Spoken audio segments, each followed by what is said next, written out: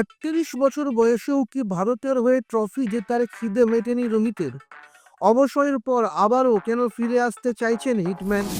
ভারত অধিনায়ক রোহিত শর্মা এবার ভারত সরকারের পক্ষ থেকে পেতে চলেছেন সম্মানজনক পদ্মশ্রী পদক।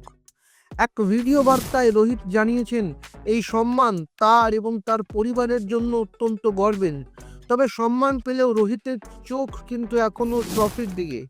টি-20 এবং টেস্ট ক্রিকেট থেকে অবসর নিলেও তার আসল লক্ষ্য এখন 2027 সালের ওয়ানডে বিশ্বকাপ। 2023-এর আক্ষেপ কি এবার মিটবে? রোহিত জানিয়েছেন, দেশের জার্সি গায়ে ট্রফি জেতার স্বপ্ন তিনি আজও দেখেন এবং শেষ পর্যন্ত লড়াই চালিয়ে যাবেন। আপনাদের কি মনে হয় 2027 বিশ্বকাপে 38 বছর বয়সের রোহিত শর্মা কি পারবেন ভারতকে বিশ্ব চ্যাম্পিয়ন করতে?